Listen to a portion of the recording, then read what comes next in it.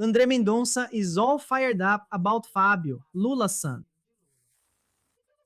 And that's fine, okay? Search and seizure, yeah, lifting confidentiality and all that stuff. And what about Flávio?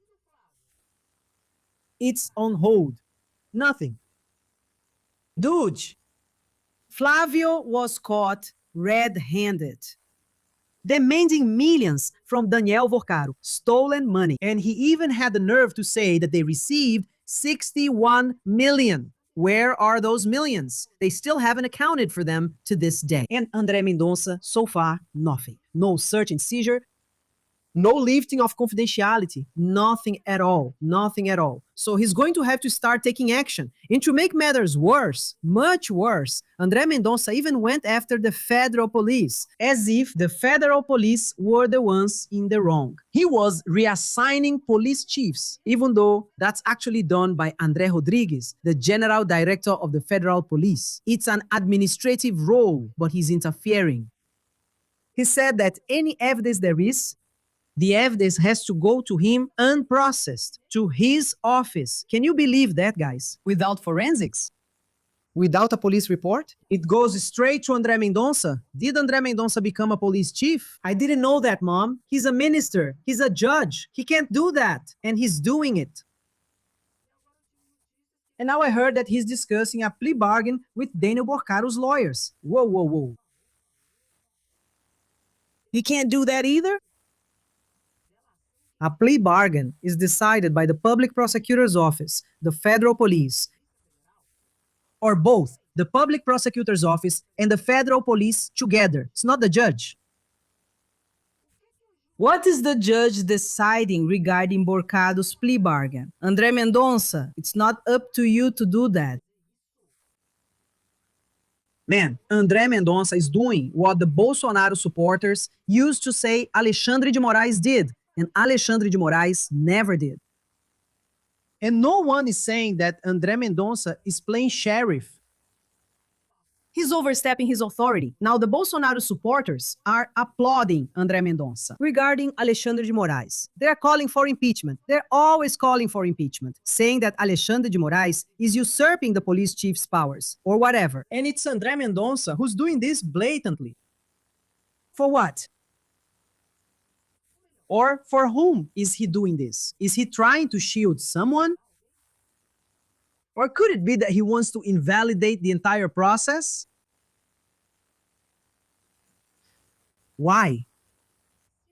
If André Mendonça, pay attention to what I'm going to tell you here. If André Mendonça keeps going down this path, he's going to cause the whole process that will put Vorcaro in jail to be nullified, and maybe, who knows, even Flávio. Is that what he wants? Could that be the riddle? Is that the answer to the riddle? So, like, I'm waiting for Paulo Goni to go after André Mendonça too. The federal police called the Attorney General's office, Jorge Messias. Jorge Messias is evangelical and he's there together with André Mendonça. Jorge Messias said he won't file a complaint against André Mendonça. Then they had a little meeting to smooth things over, had a little meeting and said it was resolved.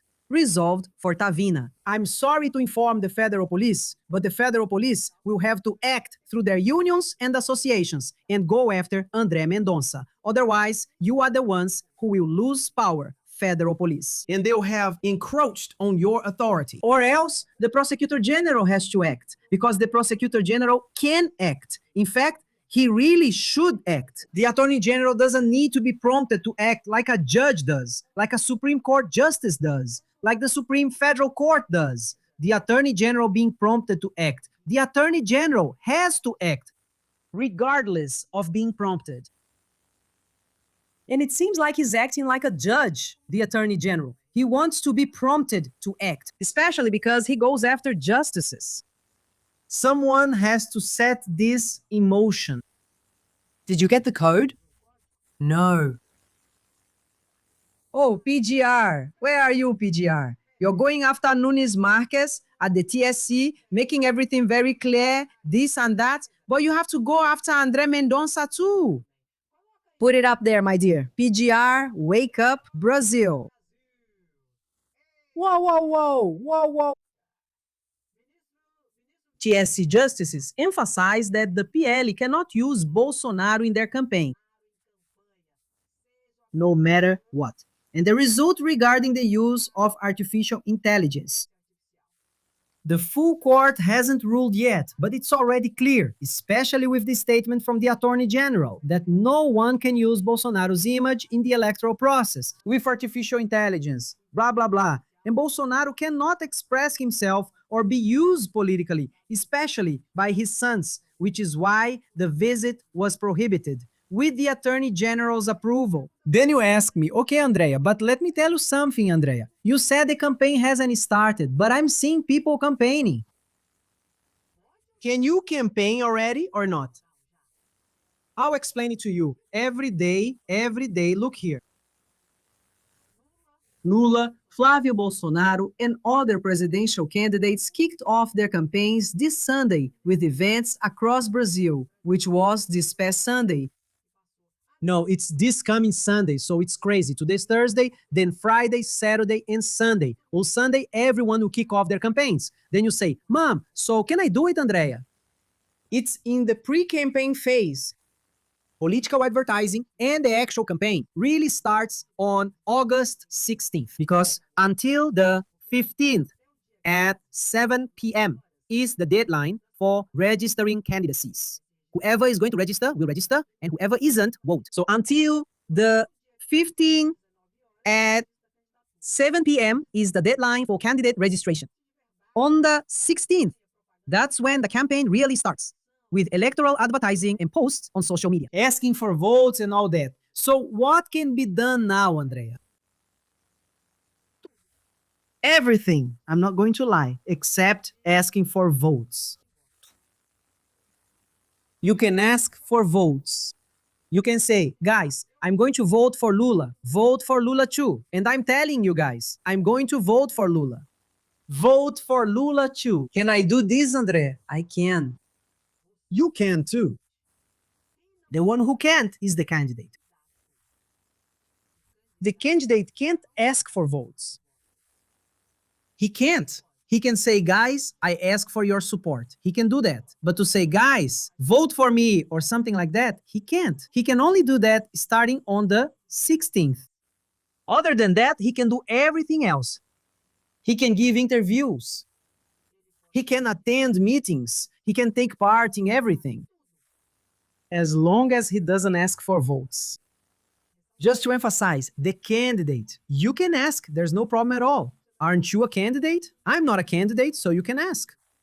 Did you understand? Those are the restrictions. So for someone to be convicted of early campaigning, of early propaganda, it's very difficult, because it has to be an explicit request for votes. Do you understand? And there are many ways to ask for support without asking for votes. That's why we're already seeing it. Some people have asked me, Andre, but is it already allowed to campaign? People are already campaigning. I'm going to vote for Lula. I ask you to vote for Lula. I can do that. I'm not a candidate. Now, they can't do that yet, only starting on the 16th.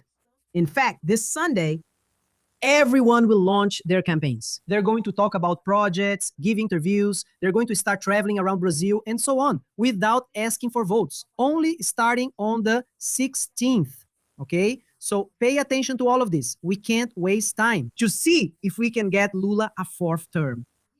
And in the first round, if Jesus blesses us more and more, you hear me, my legends? Let's see here. Congressman Antônio de Paula, right wing. It's important to point out that he broke free from Bolsonarism and that whole situation. He's asking something here to Flávio, and he's kind of like this. He came with something he needed to get off his chest. Let's see what he says here. And don't forget to hit the like button. Take advantage of it. When we walk in truth and we speak the truth with a lot of calm. When we don't walk in truth, do you know how we respond? By accusing the other of what we do, accusing the other of what we are. This is Flávio Bolsonaro's tactic for almost 90 days since the deadline he set to answer what was done with the money invested by Daniel Borcaro, his friend from Banco Master, in the movie Dark Horse. To see if we had the status, we asked both the production company and the fund, right, to organize themselves, to provide an accounting to everyone of the expenses that were made as a result of this investment in the movie. In a transparent way within 30 days. That's what I asked for. Now he decides to attack his political opponents. Watch with me. Look, the one who has some explaining to do is Lula, right? It's his son who's being accused of stealing from the NSS retirees. Lula is the one who has to explain what he was doing in a meeting. While the president, together with Augusto Lima and others there, Calipolo, say, don't sell the bank to another bank now, because we're going to change the president of the central bank, and then we'll solve your situation. It's the PT from Bahia. Enough. Hey, Flávio, let me say something here. I have nothing to do with Lula, man. I have nothing to do with the PT. But I do have something to do with you, who pretends to be the real Brazilian right. But you're not. You're not. You represent what's most disgusting in Brazilian politics. You're a fraud, man. That's why I said before that you are a pickpocket, and anyone from Rio de Janeiro knows who you are. Flávio, for God's sake, you said you were going to give answers and give explanations and say what was done about the almost 70 million that you asked for your father's movie, by the way. The almost 70 million that ended up in your hands and are now being managed by your brother, Eduardo Bolsonaro. Actually, you asked for 134 million. My brother, for a guy that until yesterday you said you had never seen in your life, that you didn't know, you lied to everyone. Well, Brother, for God's sake, brother, that's too much. Flávio, thank you. Thank you, journalists. Good job. Thank you. And now, when reporters demand the truth from me, you decide to attack Lula? You decide to attack the PT? Brother, speak your truth. Tell your truth. The truth you can't say because your act is coming to an end. And only a part of the electorate that idolizes you and your family will keep believing these stories while you accuse Lula, accuse the PT. Leave Lula and PT for the left to deal with. I want to know about you. Tell the truth, Flávio. Hey, wow, Brazil wants to know the truth. Then Flávio comes and says, what about the PT? And Lula? And Lulinha? I don't owe anyone an explanation. You owe everyone an explanation. In fact, you're being investigated. There's an open police inquiry where you're being investigated. And do you owe an explanation? Yes. That's it. It's over. Now. Flávio the jerk, it's Flávio the pickpocket. That federal congressman is from the same state as Flávio, from Rio de Janeiro. And he says that Flávio Bolsonaro is a pickpocket and that everyone knows about Flávio's schemes in Rio de Janeiro. Guys. Oh, I got some information. Very important. I can't reveal my source. I also have the right to protect my source. Yeah, who said the following? That everything is ready.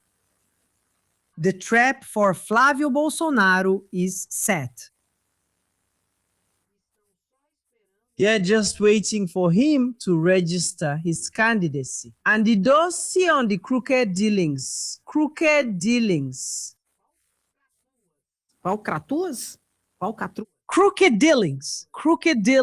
schemes, and crimes. They're going to explode. Brazil. Everything is ready. They're just waiting for his candidacy to be registered. And here's a detail. The left wants Flávio. And you can see with Otônio de Paula that not even part of the right wants Flávio. Why? Because they know how useless Flávio is. And by the way, that was very clear. Flávio couldn't find a running mate from another party. Flávio didn't get the support, explicit, from any party. Not PP, not Republicanos, not Novo with Van Hatten attacking left and right, decided to launch a candidate. That's Romeu Zema. But not support. Flávio and Bolsonaro. Bolsonaro had to run with a single party ticket. Why is that? So just wait and see, my dear. Things are going to get wild no matter what, starting August 16th. And it won't be just one hit, no. It's going to be one hit after another, as situations come to light against Flávio Bolsonaro. What do I think? Oh my God. I think it's not enough. That's why the right didn't ally with Flávio. And what is their hope? Pay attention to this because this is really important. Their hope, in the end, after all, is trying to bring down Lula in the second round. Because in the second round, they won't care about schemes or stealing. Flávio could have stolen, killed, be corrupt, a criminal, a scoundrel, everything, because they will pin all of that on him to try to bring down Lula in the second round. So what's our strategy? Our strategy to win in the first round and pull the rug out from under this stampede, this sleazy behavior from these people. Did you get the code? And I told you, you always put the first ones here on social media to speak. Lula wins in the first round. If the bombs come like they told me they would, and we can't scare the fish before it's time. You can't pull it, you can't pull before it's time, or else you'll lose the fish.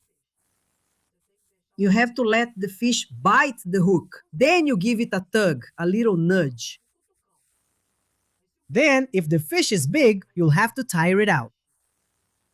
Let it go, let it swim away, then you give it a strong tug. Let it go. Because otherwise, you lose the fish. If it's big, it can break your hook. It can snap the line and even break your rod. It's Flávio Bolsonaro. It's going to be a tug, a strong pull every week. And he's a fish. You understand, my dear? So get ready. Brazil is going to shake. And it's Lula for the fourth time in the first round. Put it there. We're together in this fight. And meanwhile,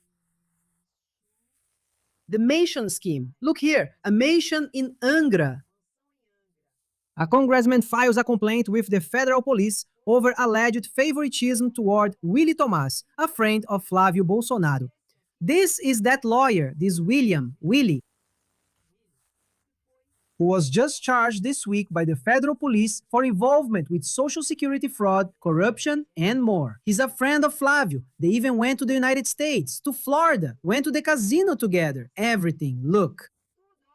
Friend. Flávio has a live stream where he says he is his friend. It's all there. And he's involved and is a suspect in this whole social security fraud situation. I'll pull it up in a bit and all that.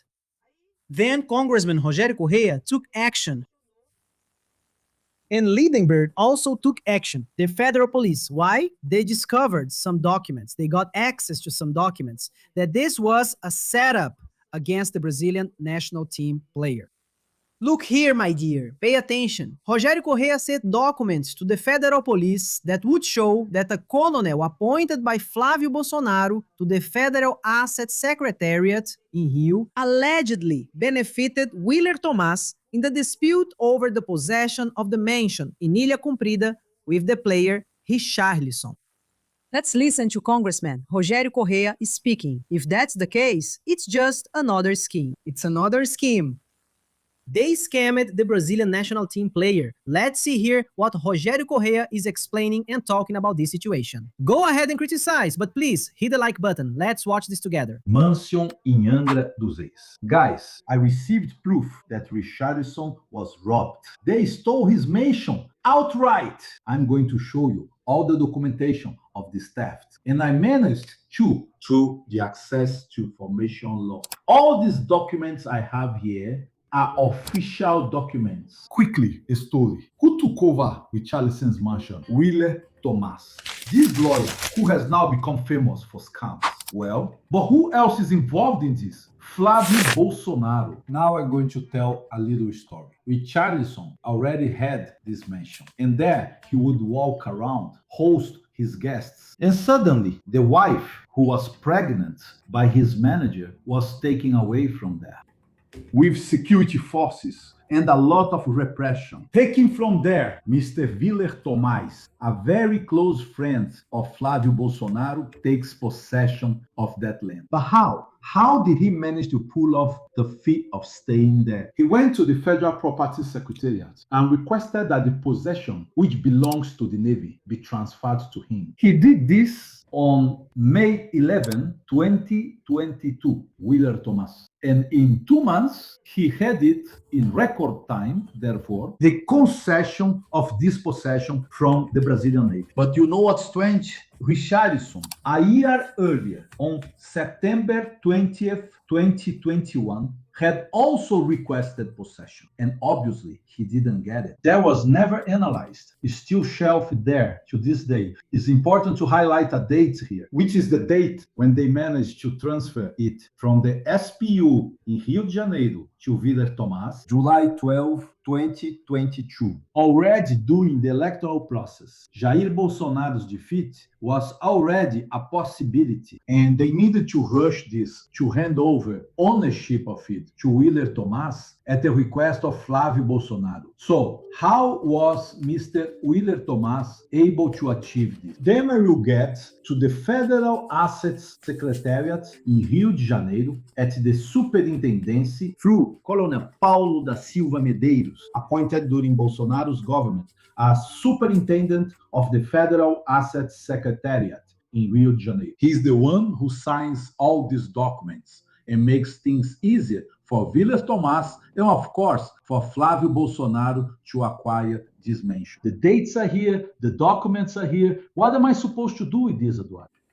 I'm going to hand it over to the federal police, ask for an urgent investigation to find out how this man signed so many documents to gun someone, recommended by him, Flávio Bolsonaro, and his lawyer friend, this mansion. Look, Richard, you were really robbed. But we're going to get to the bottom of this issue. What is not acceptable is this impunity. All of this happened during Jair Bolsonaro's government. In other words, they used the Federal Asset Secretariat with someone appointed by Flávio Bolsonaro to steal your mansion. Keep an eye out, and we're going to uncover this whole process. Mansion! Guys, if this is proven, it's really serious, huh? And they pulled a scam to steal the mansion from the Brazilian national team player. Obviously, this will be investigated. And this evidence that the congressman managed to obtain is very important. But if this is true, Flávio Bolsonaro used his influence with his father Bolsonaro's administration to simply evict Rich, the player Richarlison, from his house, so that Flávio's friend, the lawyer William, could take the house.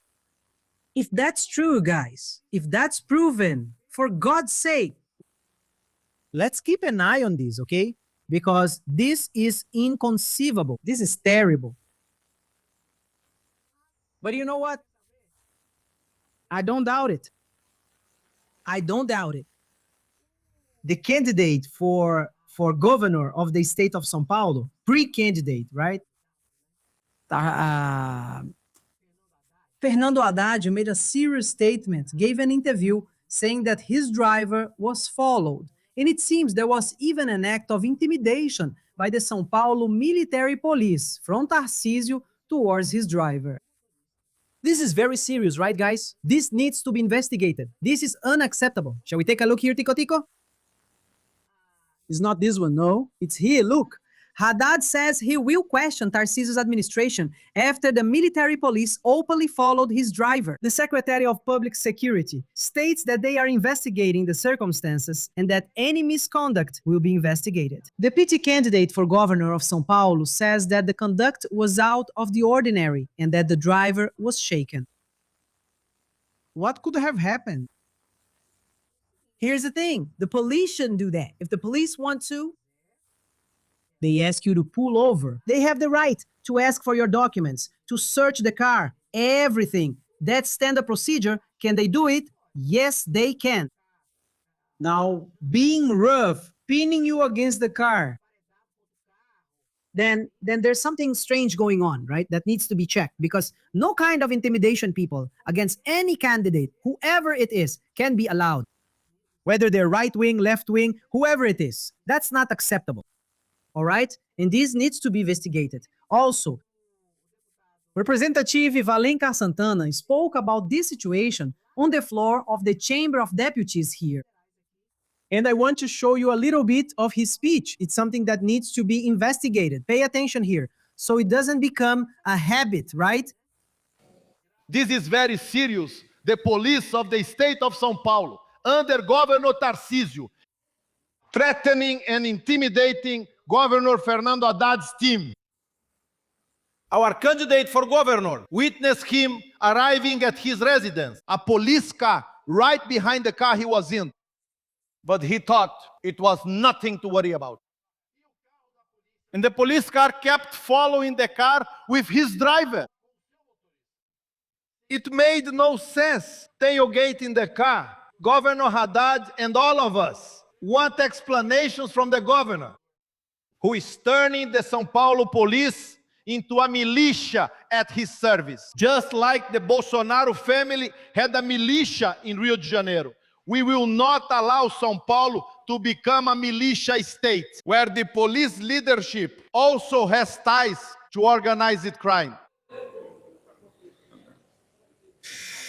For example, the command of the military police, a colonel, give information to PCC leaders about public authorities. This is the police force that the governor of São Paulo is creating, turning the military police into a private police force with political purposes, and also in partnership with organized crime. We hope it doesn't happen again. We want clean and peaceful elections. Yeah, that needs to be investigated. Otherwise, soon it will become a trend. A candidate being shoved around, pressured, intimidated. That's not acceptable, okay? In a democracy. Whether, I repeat, they're right wing, left wing, or centrist, that can't happen. Okay, this needs to be investigated and action must be taken. Yes, clean and free elections are what we want. And whoever wins, wins. Tarcísio won. You won. It's São Paulo. And that's it. It's over. It's all good. Now, winning through legal maneuvering, with violence, with intimidation, that can't happen. All right? And so, guys, I was watching on a Bolsonaro supporter channel, Revista Oeste, that crowd. Then the woman was saying that Brazil is in an economic crisis, blah, blah, blah, and so on. Then I go to the supermarket and the supermarket is packed. I go to the mall and the mall is packed. I go to the airport and the airport is packed. At the bus station is packed. I honestly don't know where this crisis is, guys. Then the inflation rate came out yesterday and it was below the expected average, the inflation. Then we see the representatives who used to say, representatives and senators, who said that Brazil was going to become another Venezuela. All of them got richer. Sérgio Moro, Senator Sérgio Moro, is richer now. Nicolas Ferreira wasn't rich, but he became rich, a millionaire. Zanata became even more of a millionaire. Van Hatten, even more of a millionaire. All of them had much less wealth declared in 2022 and now in 2026, right? Since they're going to be candidates, they have to declare their assets again, and they're much richer now. Look, what kind of economic crisis is this? What kind of collapse under Lula are they talking about? And now I'm just waiting to watch from the front row. The assets, you know whose? Flávio Bolsonaro's. Did he get even richer? By the way, did he become even more of a multi-millionaire under Lula's government? But wasn't he supposed to turn into Venezuela? Congressman Leonel Hatt talks a little about this here. These people are so cynical, they lie like it's nothing. Brazil is going to turn into Venezuela, but they became much richer under Lula's government. And what? Is it really going to turn, or was it just a trick? Scheme, corruption, kickbacks, big monthly payments. Vorcaro, was that it? Let's listen to this statement from Congressman Leonel Hatt from Rio Grande do Sul. Let's take a look. Brazil is broke. Brazil is bankrupt. Except for Mr. Nicolás Ferreira, apparently, who increased his assets by almost 11,000%. It's such a huge number that it's even hard for us to understand. Mr. Nicolás Ferreira's assets as a federal congressman grew by almost 11,000%. But Brazil is broke. Then we look at Carluxo's assets. In 2 years, they grew by 40%. And Carluxo doesn't even work, right? No one must have seen our federal councilman working, right? Not presenting anything useful. Giulia Zanatta, who sends money to the shooting club, where she's a partner with her friends, doubled her assets. She doubled her wealth. So how do they have the nerve to come and say that Brazil is broke? And how are people not surprised by this? These numbers. What is behind the far-right Bolsonarists multiplying fortunes? Remember that Flávio Bolsonaro, in practically 4 years at large, bought 37 properties. I'd like to know if any representative here managed to pull off such a feat. Because you have to be really good at math, really good at financial management, and even then, you still wouldn't be able to do it. So we can see that there's something wrong with those calculations. The Bolsonaro supporting leaders. But what can you expect? What can you expect from people who openly defend the formation of militias, organized crime, murderers, like they just did? Just a few days ago, Eduardo Bolsonaro over in the United States, buying weapons and saying that it should be encouraged that people should form militias. Militias. It wasn't the federal police. It was someone else who talked about militias. It was Eduardo Bolsonaro encouraging and defending militias. And then I ask, over in Rio de Janeiro, the areas controlled by organized crime militias, the killers who spread panic in society, I want to know what the opinion of Brazilian society is about this.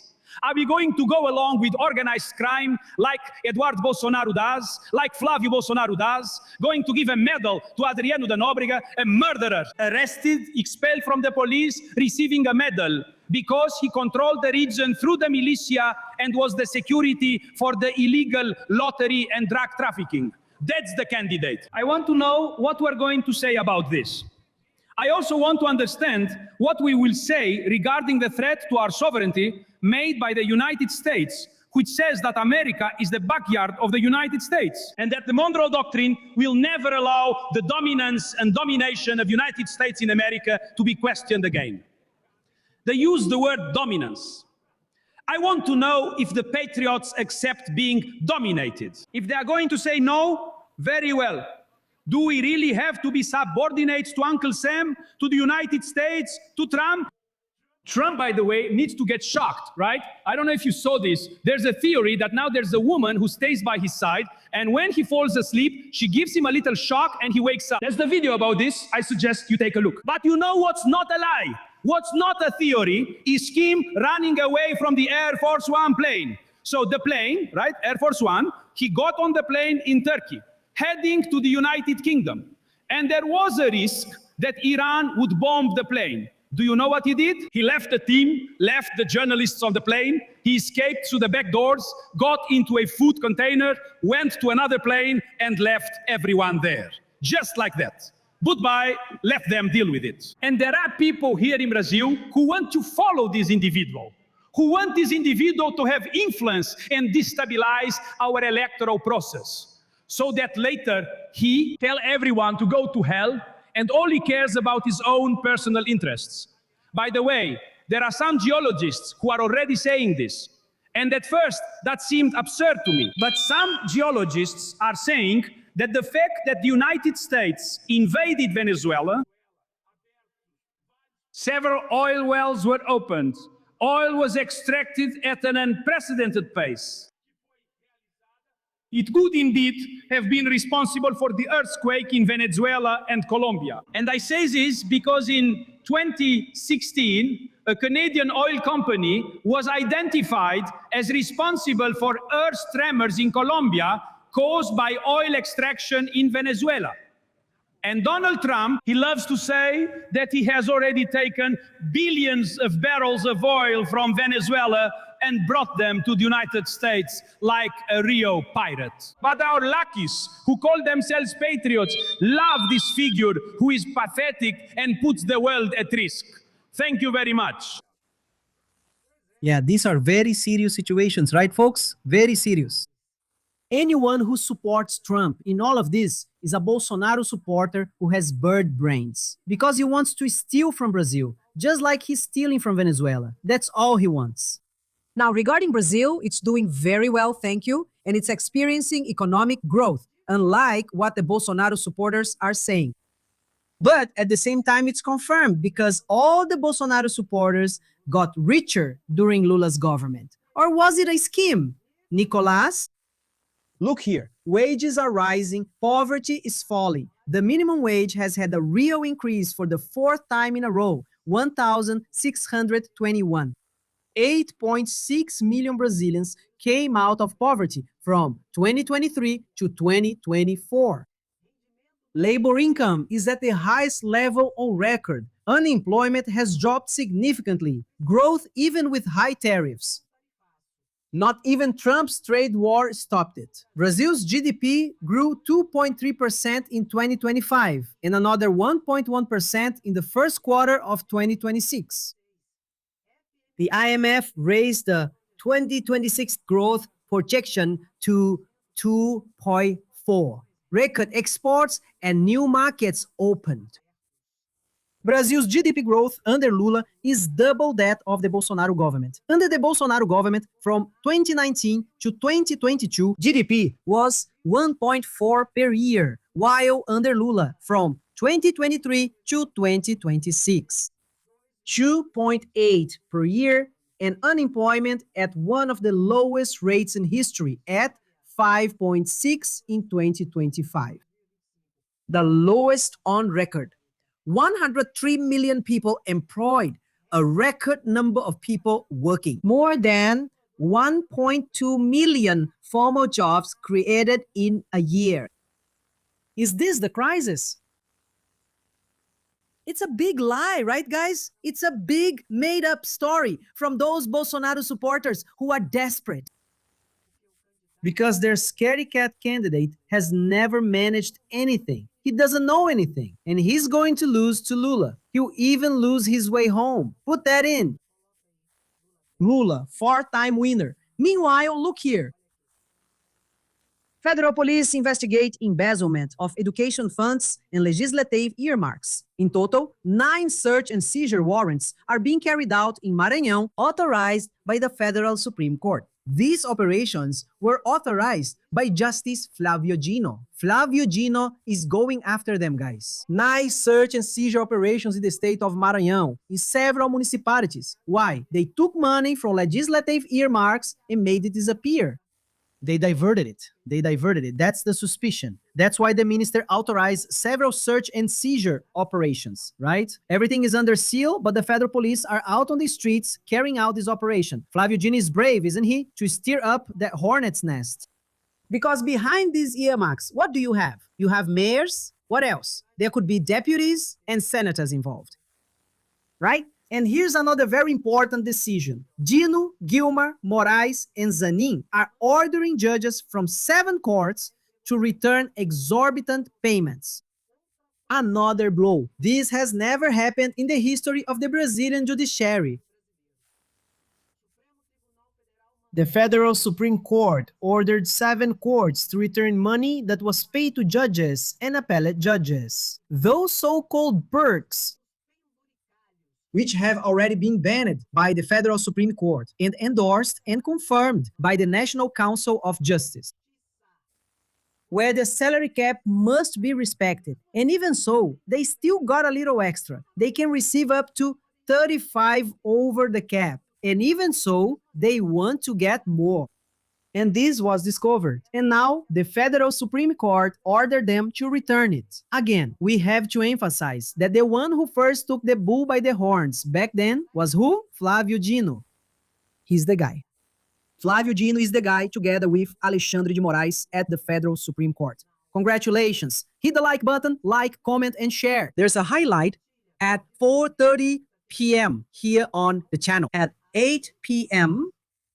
and at 10 p.m. we have new programs. At night, we have 2 sessions. André Gonçalves is on at 8 p.m. for questions and answers. And at 10 p.m. on the Super Live. And all the links are in the first comment. I give you all the information of the day. Did they block me from going live? No problem. I doubled my workload because here's the thing. The more they hit, the better it gets. That's when we go even harder. And I invite you, smash that like button. We always together. Lula for the 4th win in the first round if God wills it. And he does for the good of the country.